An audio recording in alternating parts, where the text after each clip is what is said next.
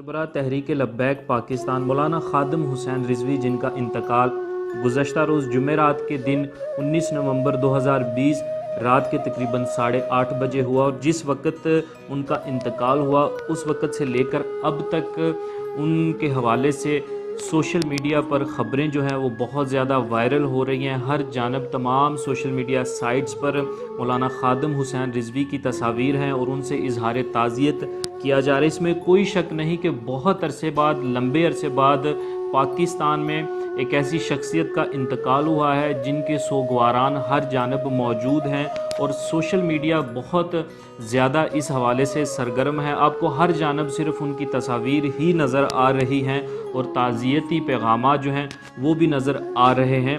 उन्होंने अपनी वफ़ात से एक दिन पहले हालत बीमारी में पाकिस्तान के एक बहुत बड़े मशहूर आलम दीन के बारे अपने ख़ास शागिर्दों को अपने पास बुलाकर यह खसूसी हुक्म दिया कि इसको मेरा जनाजा ना पढ़ने देना, और फिर जनाजे से मना करने की वजह भी अपने शागिर्दों को बताई और खसूसी हुक्म दिया कि इसे मेरे जनाजे में शामिल ना होने देना।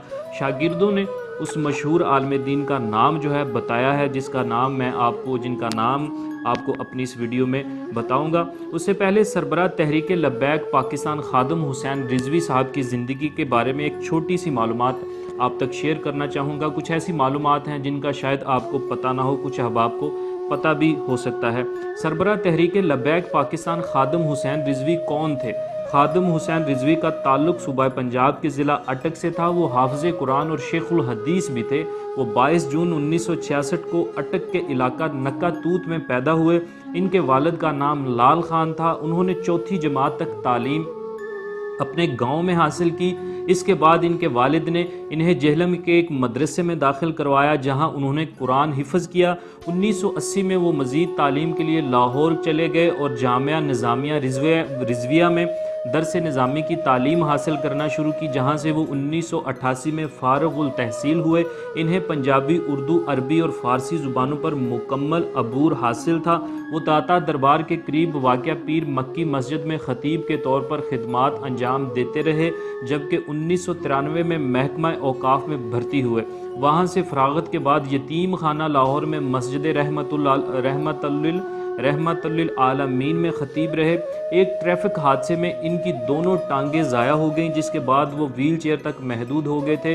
वो 2009 में रावलपिंडी से लाहौर जा रहे थे कि उनके ड्राइवर को नींद आ गई, जिसके बाद ये हादसा पेश आया।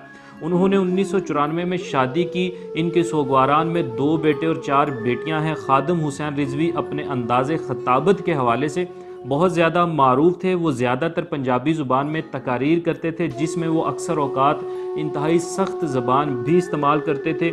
इनकी तकारीर की वीडियोज़ सोशल मीडिया पर बहुत मकबूल हुई। खादिम रिजवी ने गवर्नर पंजाब सलमान तासीर को कत्ल करने वाले मुमताज़ कादरी की हमायत की और इन्हें फांसी दिए जाने के बाद इस्लामाबाद में एहतजाज भी किया था, जिसके बाद वो ख़बरों में आना शुरू हुए।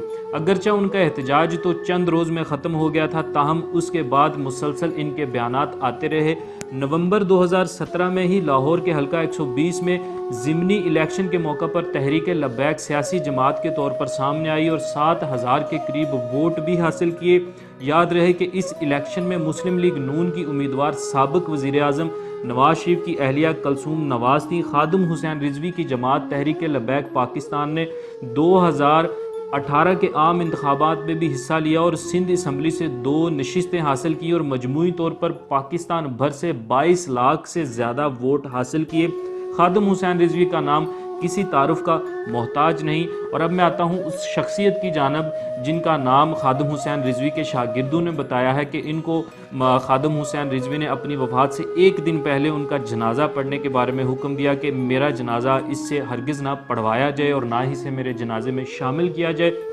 इख्तलाफ की वजह, मना करने की वजह ये भी बताई गई है। इस आलिम दीन का नाम है मौलाना अशरफ आसिफ जलाली साहब। मौलाना अशरफ आसिफ जलाली साहब का नाम भी किसी तारुफ का मोहताज नहीं। ये मिस्र की जामियातुल ज़हर यूनिवर्सिटी से फ़ारिग़ुल तहसील हैं। लाहौर दाता दरबार के जो मस्जिद हैं उसके भी ख़तीब हैं, उससे भी मुंसलिक हैं, वहाँ पर जो मदरसा है उससे भी ये मौलाना अशरफ आसिफ जलाली साहब मुंसलिक हैं। और जिस वजह से खादिम हुसैन रिजवी ने अपना जनाजा पढ़ने से और जनाजा पढ़वाने से मना किया, वो वजह यह है कि पिछले दिनों मौलाना अशरफ आसिफ जलाली साहब का बयान आया था, जिस बयान में उन्होंने ख़ानदान अहले बैत के बारे में एक बात की थी, जिसके बाद सोशल मीडिया पर भी बहुत ज़्यादा तूफ़ान बरपा हुआ था।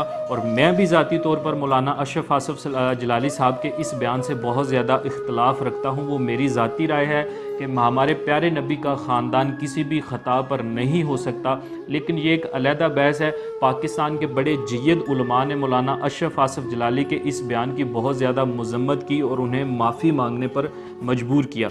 गुज़श्ता रोज़ अपने इनके इंतकाल के बाद मौलाना खादिम हुसैन रिजवी के इंतकाल के बाद अब उनके शागिर्दों ने बताया है कि वफ़ात से एक दिन पहले उन्होंने हमें बुलाकर कहा था कि अगर मैं इस दुनिया से रुखसत हो जाऊं तो इस गुस्ताख से मेरा ना जनाजा पढ़वाना और ना ही इसे मेरा जनाजा पढ़ने देना, क्योंकि मेरी मैयत इस चीज़ की मुस्तहिक नहीं हो सकती कि इस किस्म का गुस्ताख मेरे जनाजे में शामिल हो।